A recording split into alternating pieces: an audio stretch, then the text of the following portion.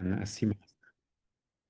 And it is a supply chain of agricultural and food commodities across US counties. But it's very close in spirit to what I communicated with Jian a while back. As he indicated, it's true, I decided to create a group which is actually called Create in 2021. And we specialize in climate and environmental questions, and more especially their impact on the economy, but from a perspective which is including any form of spillover effect. We are quite unique, to be honest with you. A lot of economists are working on climate-related questions, but they tend to be focusing on modelings which are very much pond-based, basically assuming that the full extent of an extreme weather event, for instance, will be absorbed by the locality where it took place, and that's the end of the story. And it has always puzzled me because I have very close relationship with faculty from atmospheric sciences, and in their field, everything is based on spillover. Yet, when social scientists, economists like myself, work on those questions, then suddenly there is no spillover of any kind. And I think that's really something we need to remedy too. So today, I'm going to show you a quick presentation about my work along those lines, showing you how we can actually model the food supply chain across US counties, and more especially downscale those data, because as I'm going to make it clear, the data are available only at the state level, and we spent 3 years to downscale that to the county level while accounting for climate and extreme weather events. So it's a work which is in collaboration with some colleagues of mine. Bill Ridley, Gerald Machange are from my own department, and so is Mark White. Owen Roberts and Joseph Malval. Joseph is doing extension work, and Owen is into communication of agricultural news. So all of us have worked on that particular piece, which is really with a focus on extension. But you will see that this extension work is also based on very sound statistical work. So, but I'm going to go very light on the statistics. I want to focus mostly on the outreach and extension aspect of this work. Let me start with the big question. Why should I care about the agri-food supply chain? Because there are so many interesting topics out there. And why is it important, and why does it relate to climate-related questions? Well, in my view, it's because we are living at a time which is very interesting. We have, on the one hand, an increase in demand for food, and that is simply coming from the fact that the US population, just like the population of many countries around the world, is growing. The US population has been growing by 33% since 1990, and it's expected to keep growing by the end of the century. And interestingly, as I said, this increase in demand for food is happening at the same time as increasing uncertainty associated to the supply of food. So what do I mean by that? Is that very clearly, with climate change, we have seen an increase in extreme weather events. I'm speaking about drought, extreme rainfall, sometimes hail, or early frost. And it turned out that those events are becoming more frequent, but on top of that, they are becoming more intense. And as you know very well, agriculture really has a hard time protecting itself from those extreme weather events. So even though the US is as wealthy as it is, there are every now and then concerns related to the food security of the country. It's obviously not as much of a question as in other countries around the world, but no matter what, the US agriculture has been more than once affected by those extreme weather events. So, as I said earlier, demand is increasing, but at the same time, supply is literally going through new challenges that we really need to be focusing on. Other reasons why we care about food supply chain is because we know that weather is a major component of potential disruption in a supply chain of food, but it's not the only one.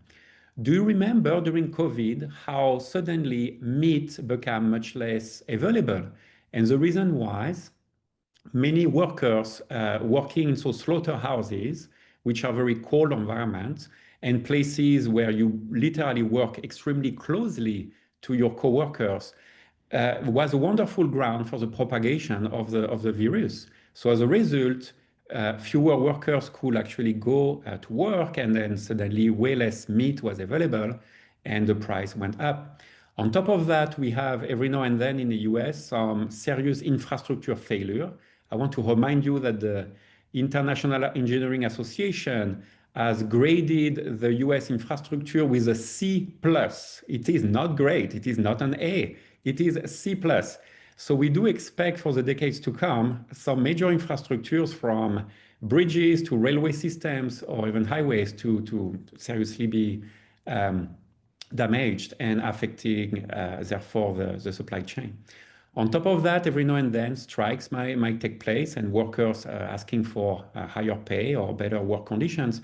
And of course, all of you have been following the news over the last 3 months. A lot of tariff-related questions have happened between the US and pretty much every single of its trade partner. And that has affected the food supply chain much more at the international level than at the domestic level. But still, it's a big source of disruption that I have to say very few economists had anticipated, but here we are. On top of that, future infrastructures need to also somewhat adapt to what we believe the future conditions will be like. What I mean by that is we have a good sense of where the future population is expected to live in decades to come. I was just speaking very briefly about it with Jian before I start my talk. But on the top of that, on the supply side, we also know that the agricultural production is slowly shifting northward and towards the Colorado Rockies. Why is it so? It's because with the climate changing and the temperature increasing, one typical way of adapting to that is for a particular crop to be produced in a higher latitude, simply because the cooler temperature of those higher latitude locations is compensating for the increase in temperature coming from climate change. The same idea is happening with respect to crops moving closer to mountains because that altitude is providing that cooling effect. We actually did a study with a former student of mine who is the son of a coffee producer from Colombia, and we did some projection indicating that future coffee from Colombia will be almost exclusively grown in mountain as a way of compensating for climate change. But we see that process taking place in the US. So why do we care? It's because a lot of the infrastructures which are needed in the agricultural process, from silos to roads or highways, which are going to move those commodities around, need to be planned now. And those are extremely expensive infrastructures. You're not going to move them year after year. So as a result, you need to kind of anticipate now where future demand and future supply will be in order to plan for those infrastructure for the next 20 or 40 years. On top of that, another reason why we should care about the agri-food supply chain, in my view, is that in the background, you have a lot of elements that are associated to it. Even so, I very regularly work with those measurement of flows in terms of dollar amounts. In reality, we are looking in the background at jobs, or we're looking at environmental requirements. In other words, when we look at the corn, let's say, grown in Illinois, that is sold to California, we have the capacity of translating those dollar amounts into how many jobs in Illinois were actually part of that corn growing process and sold to California, how much water, how much greenhouse gas emission are associated with that corn and is later on being sold to California. The same in terms of nutrients. We can really convert those dollar amount in many different other aspects, which I think really matter for extension and outreach activities and to the general public. And then finally, one interesting element that came out of a recent study from the University of Minnesota is that it seems that the newer generation is increasingly interested in knowing where their food is coming from, much more than the older generation. And on the top of that, younger generations indicate that they are willing to pay slightly more for food which has been produced in a very environmentally friendly way. So hopefully we're going to see some increasing interest by students or future generations on where their food might be coming from, how it has been produced, and what amount of water or greenhouse gas is associated to what they're eating. Second question I want to go over with you is why should we care about the domestic agri-food system? When you look at the news, a large amount of the news are focusing on the extent to which the US is actually trading agriculture with foreign countries or eventually importing. And I have to say that these feel that the US is very much dependent on foreign nations for import and export of agri-food commodity has been to some extent propagated because of those tariff changes that have taken place since mid-January. So in my view, we have to be quite careful here because I would like to demonstrate to you that the size of the domestic market for agri-food is much larger than the international market for the US. So let me go over that in more detail. First of all, I would like to specify that the data that I work with for my for this work and other works I have ongoing come from BTS. BTS is a Bureau of Transportation Statistics. What they basically do is to survey truck companies and many other private companies and get much more information with respect to what is being shipped from one state to another state. They do that for 41 types of commodities. Myself, I am interested only in 9 categories.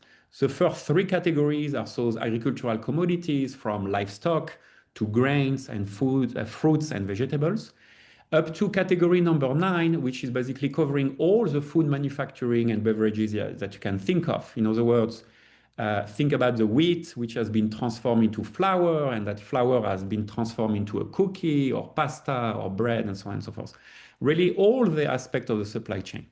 What is so interesting from that data set is that it has the capacity to distinguish those trade flows across states based on a final use. In other words, we can very clearly say how much corn did Illinois sell to California because the Californians need our corn for consumption or in livestock feed or whatever you want, versus how much corn from Illinois was sold to California with the only purpose to export that corn to Asia or eventually to South America. We can really distinguish what will be used within the country from what is being moved around, but with a final use which is foreign.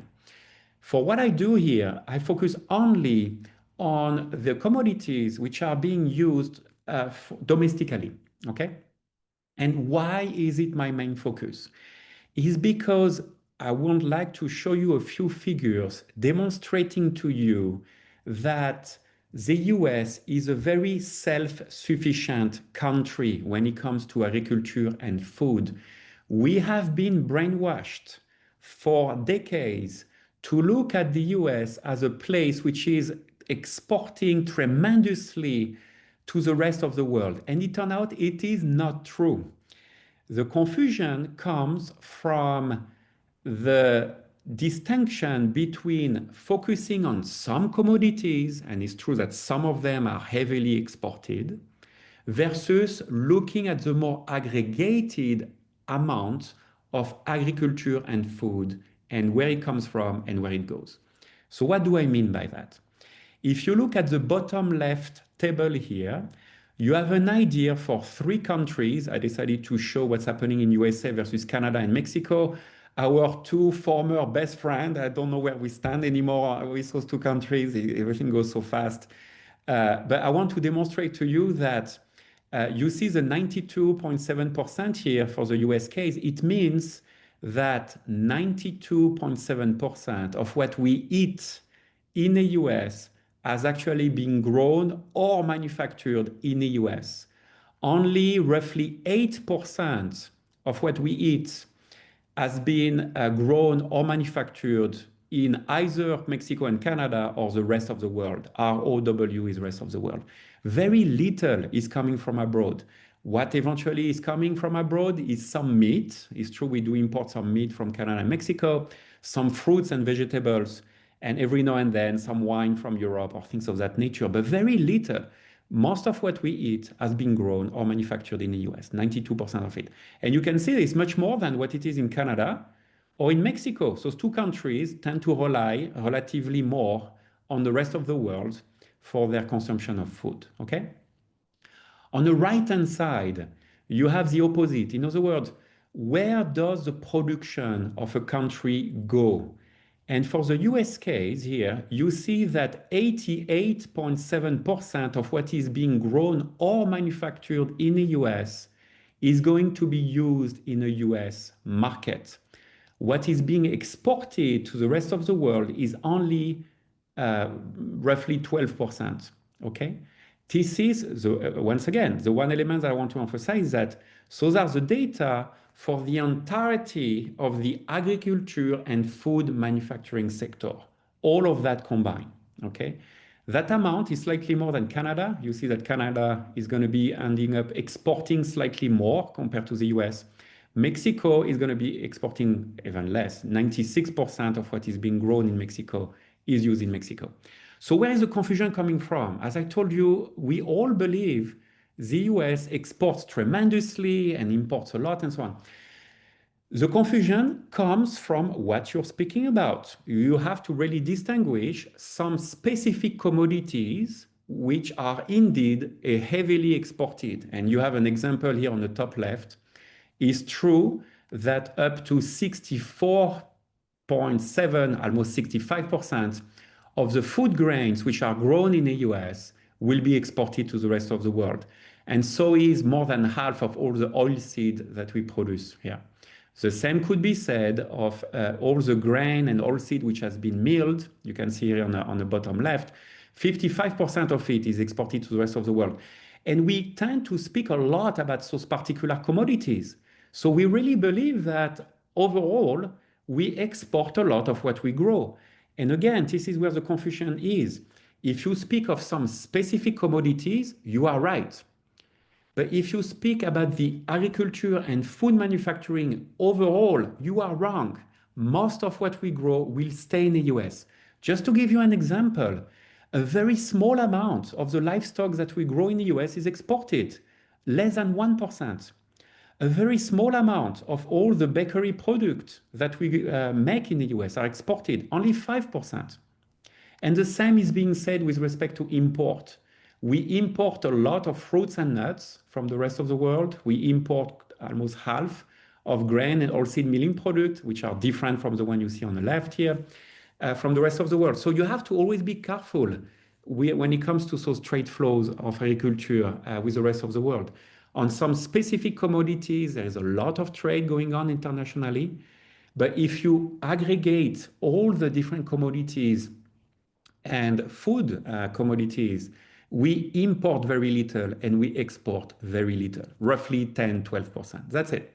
So the US has been doing extremely well, I would say, since World War II. The right policies and the right conditions have been developed to make sure that the US is a country which is food safe. So be careful when you hear people saying that it's exporting enormously towards foreign countries. Again, it is true for some commodities, but overall it is not. All right, so what you're going to see in my work is that we have spent quite some time into downscaling those trade flows of agriculture and food commodities from the state level, which is what's available from the Bureau of Transportation Statistics, to the county level. The reason why we enjoy doing that exercise is because we like to be as close as possible to understanding the processes which are taking place between supply, demand, the role of climate and weather events. And it turned out that the state level is simply way too large For instance, you can easily have a drought event which is taking place in the southern tip of Illinois, while the northern part of Illinois is experiencing very regular conditions. So state level data that are available from, again, the Bureau of Transportation Statistics are okay, but we decided to spend pretty much the last 3 years with my group to downscale all of that to the county to county level. We are not the only one doing this kind of work of downscaling. There are different teams of engineers who have been working on very similar questions. However, I want to show you here 2 elements that really sets us apart with those groups of engineers. And hopefully I will be able to convince you that we might have the better approach compared to them. So the number one element that we include in our downscaling process, as they do not, is the role of climate and extreme weather events.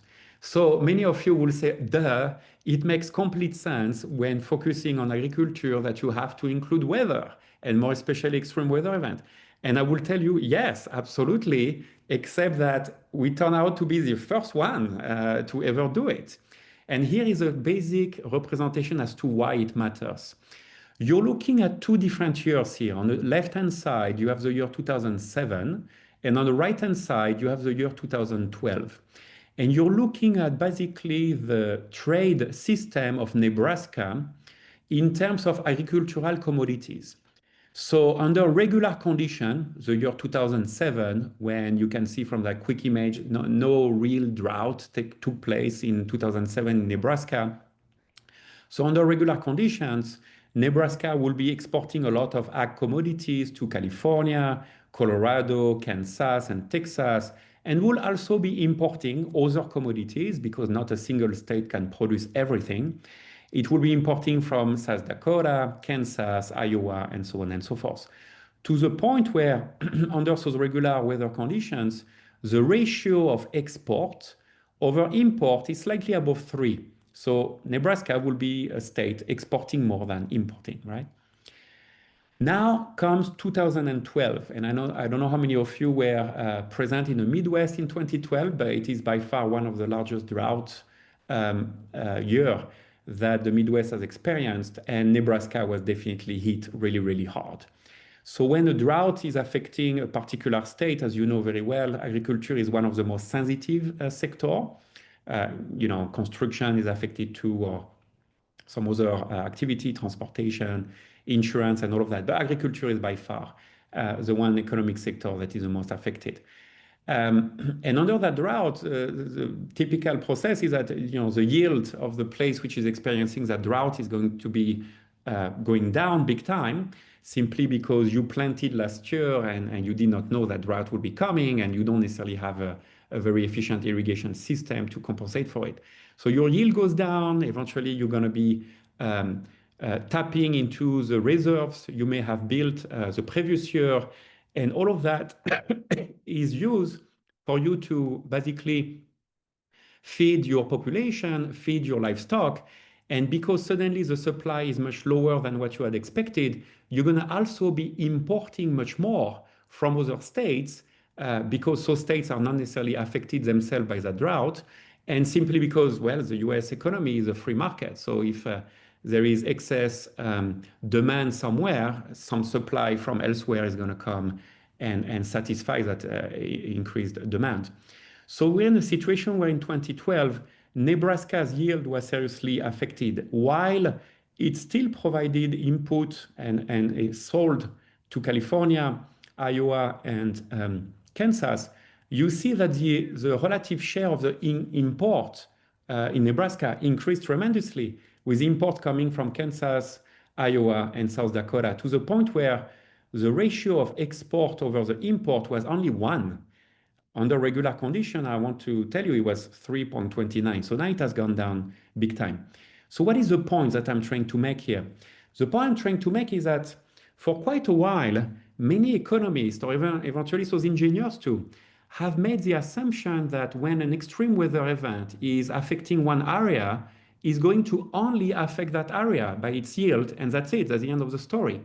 Well, it turned out they're quite wrong, because whether you're looking at the US trade system or even the international trade system, when one particular place is affected by an extreme weather event, the yield in that location goes down.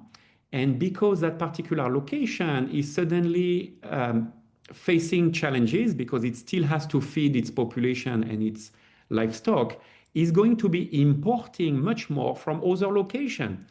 And what is the consequence is that you have a complete reshuffling of the trade flows, and more especially in the places that suddenly exported more to you because you experienced that drought, you're going to see that particular year or eventually the following year that they are going to increase the areas that they plant because those locations have been themselves tapping in their reserve to export more to you.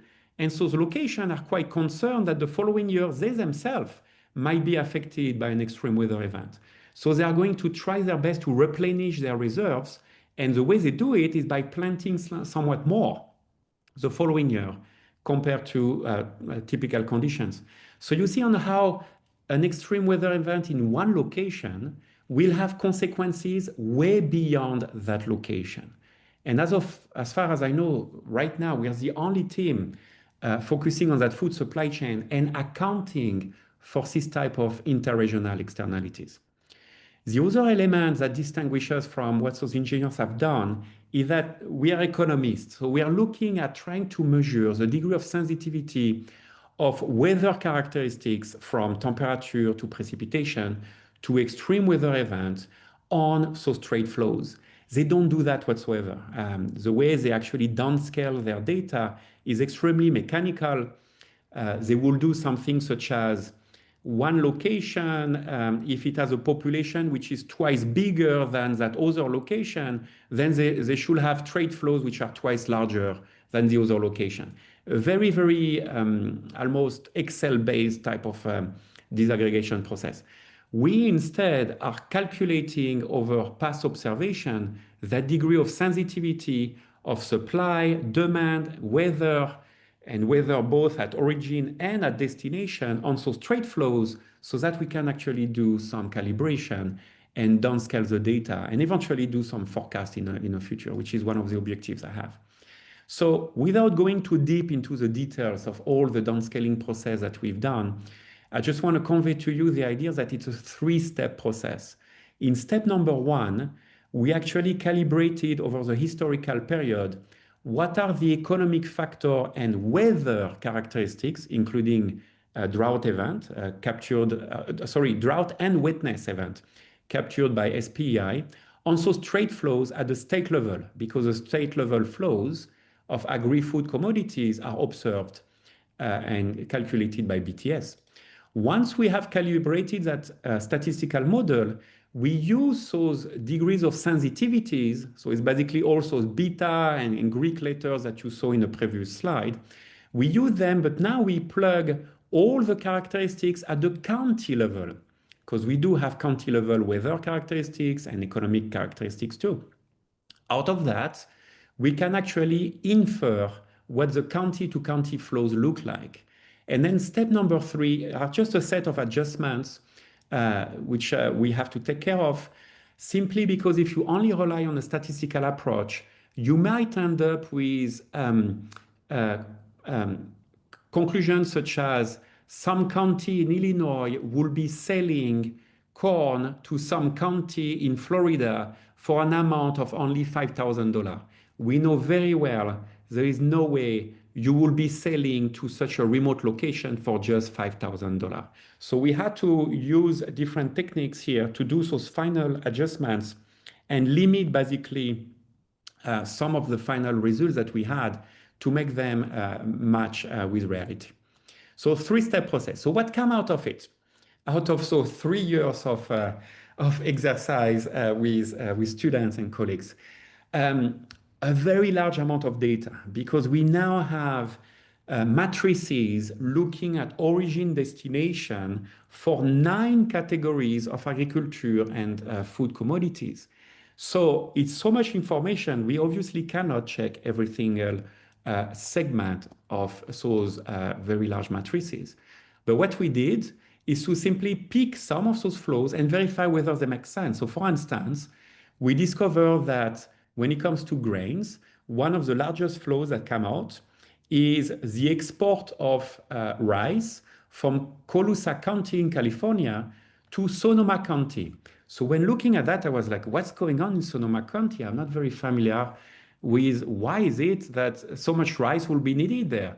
And then when digging a little bit deeper, we discover that the nation's largest rice mill is actually located in Sonoma County. So here we go. You have supply, you have demand. It makes a lot of sense.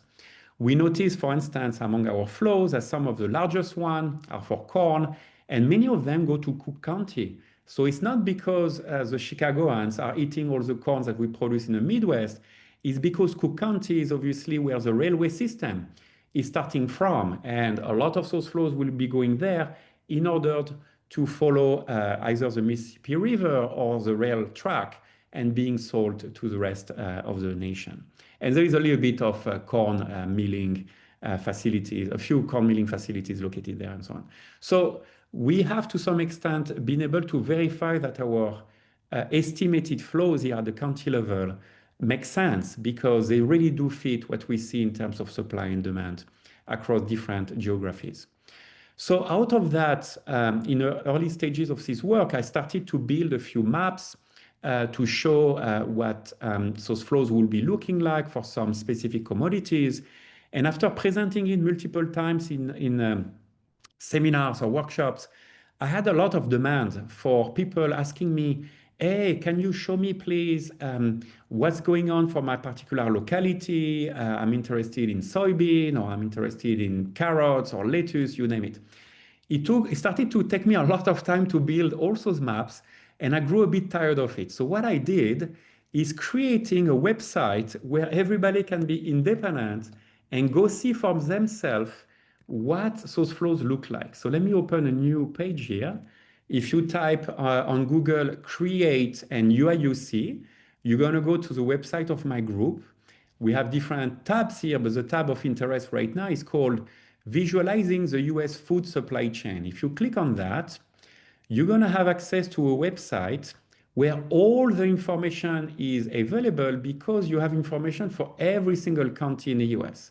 So for instance, let me pick some county here in Illinois. Out of the blue, I chose that one, Jefferson, Illinois here.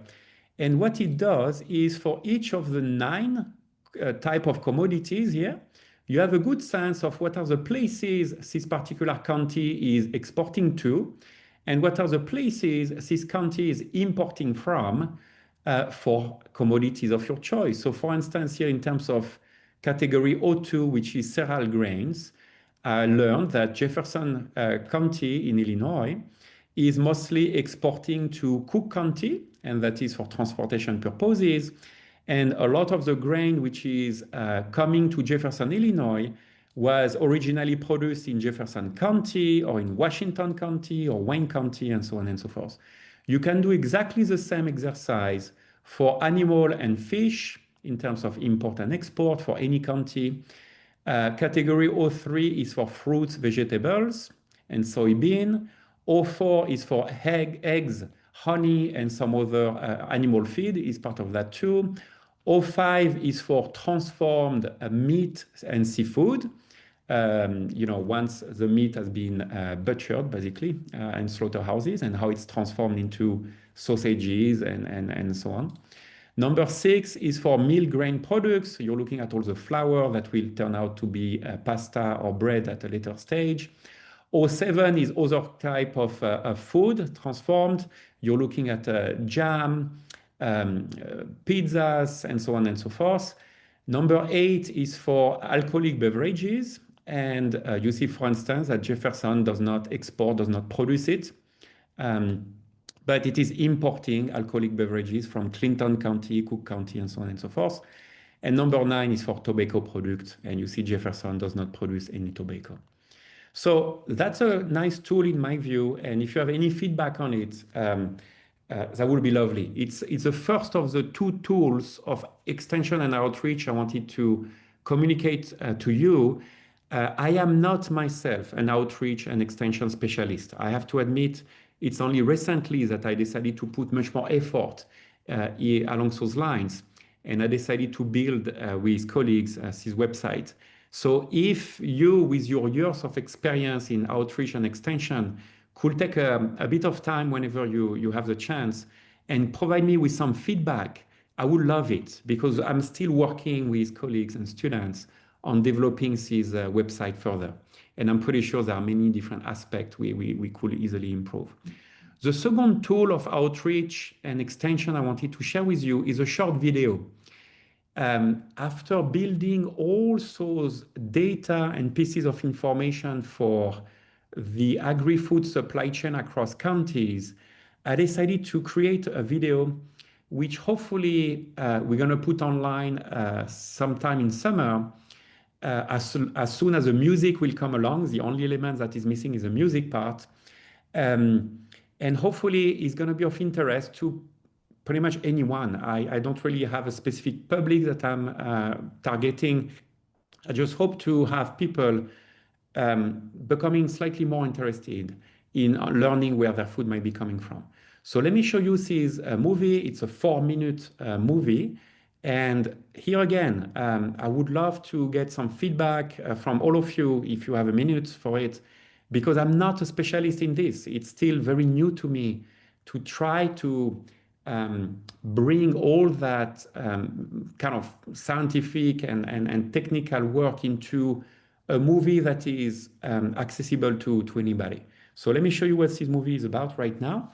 And at a later stage, you can eventually tell me what I should do better or anything.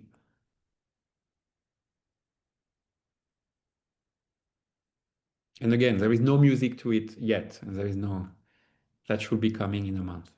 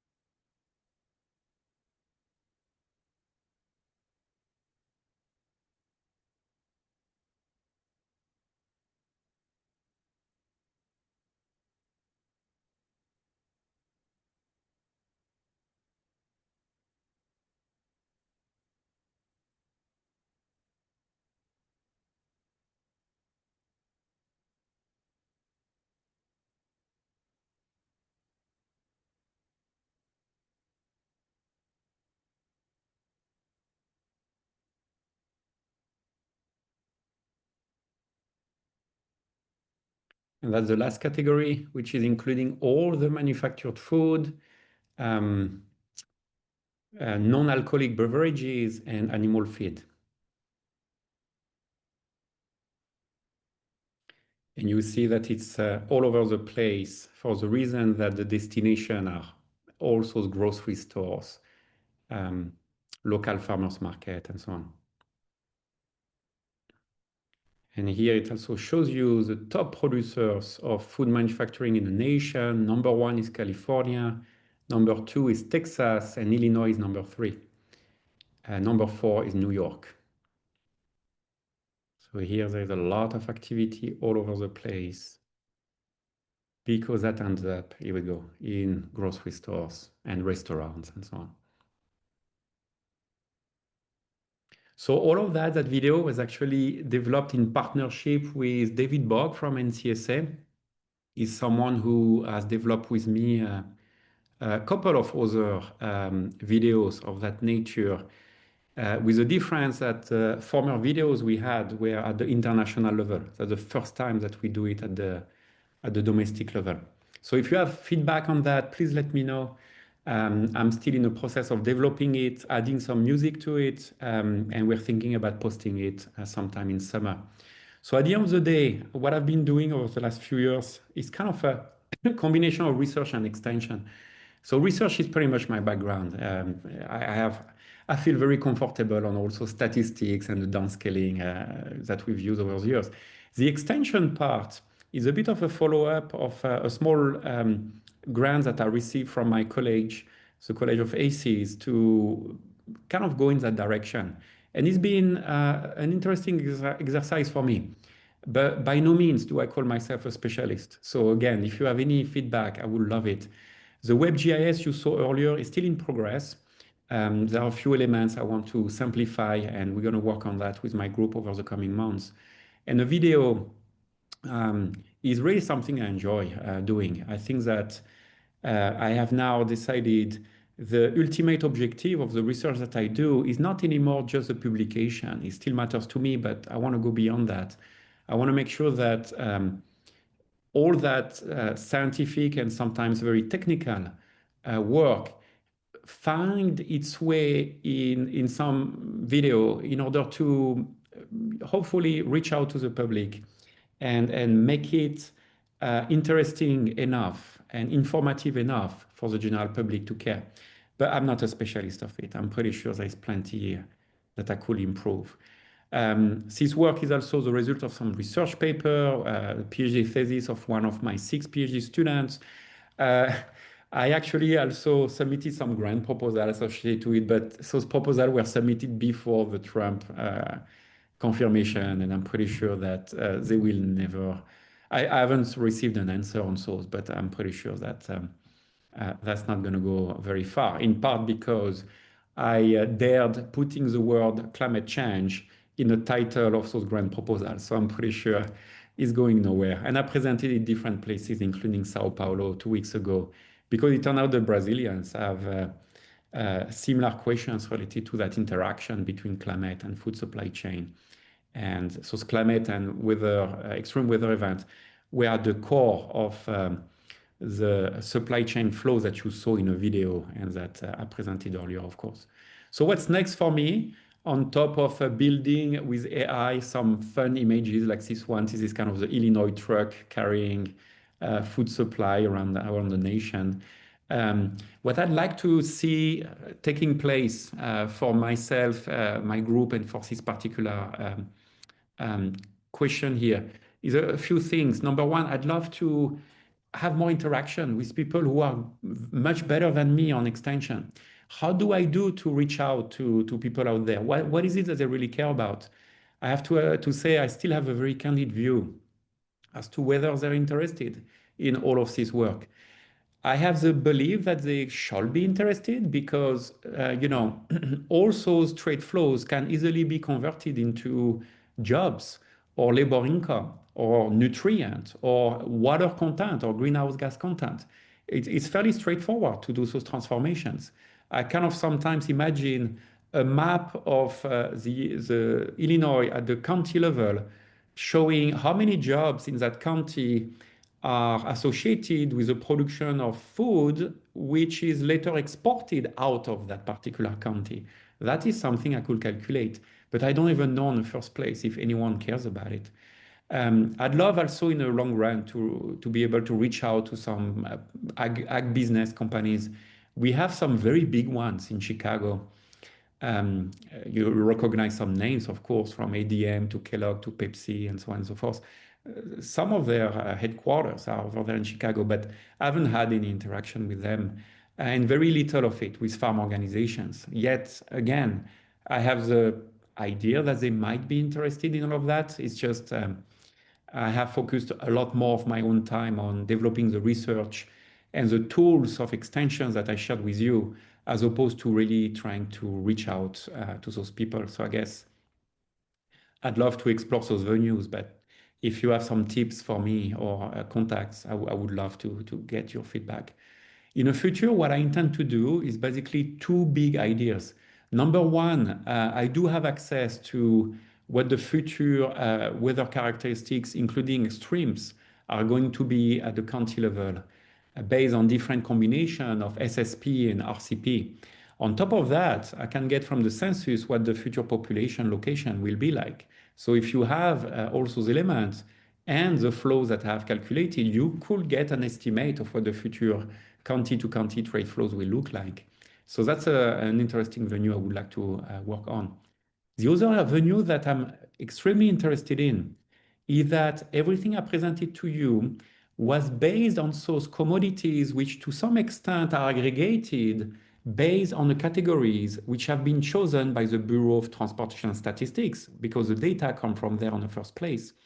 In other words, there is a category, for instance, called grain, but you have like a dozen of grains under that umbrella. So going to the commodity level will make more sense, because I think that people really care about, you know, where are my tomatoes coming from, or where is my meat coming from. We've done a little bit of that over the last few weeks with some colleagues of mine. The reason why it's extremely difficult to do is that each commodity and each location has its own supply chain. So as of now, I cannot really process all the data at once. It would be extremely time consuming. But we decided to focus on a couple of examples. And one of them is the consumption of a salad here in Champaign County. What we aim to do is to demonstrate to you what has been the entire supply chain of anybody eating that salad in Champaign County. To be more precise, where is the lettuce itself coming from? It turns out that you will discover that in Champaign County and very close by, we actually grow lettuces. If you put some cheese in that salad of yours, where is the cheese coming from? And where is the milk that was needed for the production of that cheese coming from? Up to the level of tracing where is the animal feed that was used for the cows that later deliver that milk that will later on do the cheese. So we go as far as we can into that supply chain as an exercise to demonstrate to you that the supply chain end up being very large and involving many different counties around the nation, including, for instance, you see in green, those vegetables, mostly tomatoes or nuts that you might have into that salad you're eating here in Champaign County. It seems to me it's important to look at it so that people who are interested in understanding better where their food might be coming from will have a good idea of where that is.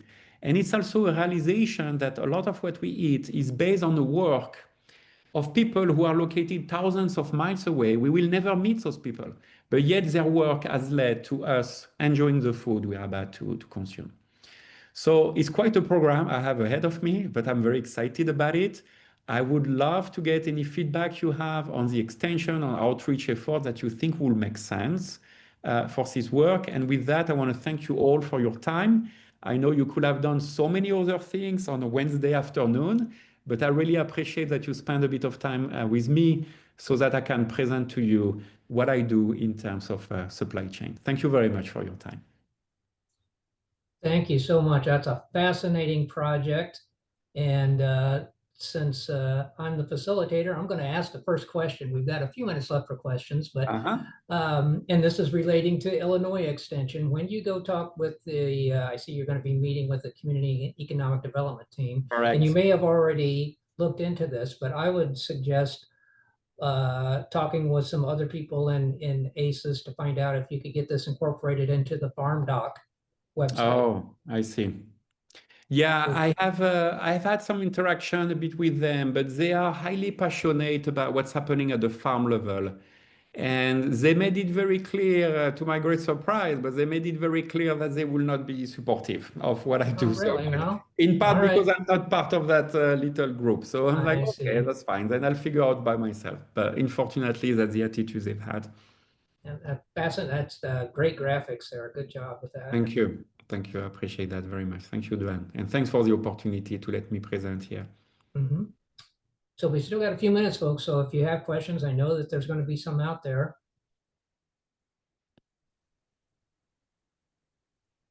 Yeah, David, go ahead. Well, since there's just a couple minutes left, I'm wondering if you're open to following up in more detail later. I don't want to take. Yeah, absolutely. So could you put your contact information? Yeah, absolutely. Let me put it here now.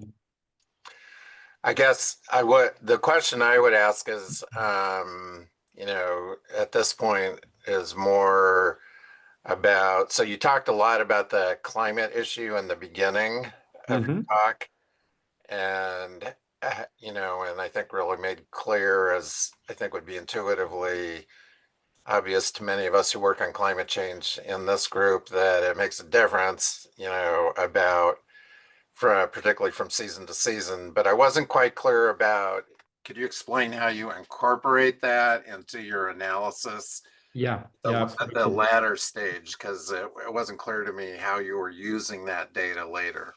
Yeah, absolutely. So the first, we account for both climate and weather and extreme weather event. So on the climate side, we have in statistical model something called fixed effect. A fixed effect is a variable which is specific to a location and does not evolve over time. And climate is one of them. In other words, if you belong to, say, the southwestern part of the US and you have that kind of dry and arid type of climate, that's what you have, no matter what. So we followed the different climate zones that has been specified by NOAA across the US. I think we're looking at 8 or 9 of such climate zones. So we control for climate this particular way. The second element is that we have weather. So in our calculations here of those trade flows, we have temperature and precipitation measured every year. And for the areas which are growing the commodity of interest, in other words, if the focus is on the supply chain of, let's say, grains, we make sure that we measure temperature and precipitation only in the grain producing areas of Illinois, so that we disregard entirely the weather over, say, Chicago. It has no effect at all on our trade flows here. We account for those weather characteristics during the growing season also of the commodity of interest, not during the winter time if it's not a crop that is being grown in winter. And we have such variables both for the place of origin and for the place of destination. Because the basic idea of trade is that you are going to export the commodities that you grow a lot of, and you're going to be importing the commodities that are not available locally, right? And then the third part is extreme weather event. So we relied on SPI and differentiate different degrees of intensity of SPI. In other words, we account for moderate drought and moderate wetness. So there are two different elements. We also account for extreme drought and extreme wetness. So there are two more elements in order to basically capture well, the degree of sensitivity to extremes, whether they are on the wet side or on the dry side. And that is happening again only during the growing season and for the places growing the commodities we care about, both at origin and at destination. So in that sense, I feel we have really captured kind of three elements that I will say matter to the production of agricultural commodities, from the climate to the weather to the extremes. Because there has been a lot of variability among all those elements over the last few years.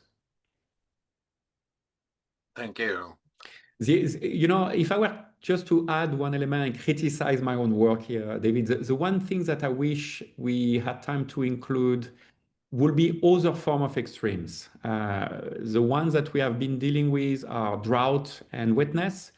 And I do realize that some parts of the country are dealing with other aspects such as hail, eventually early like a cold snap or things of that nature. And we have not done much along those lines. So it's on our to-do list, but it is true.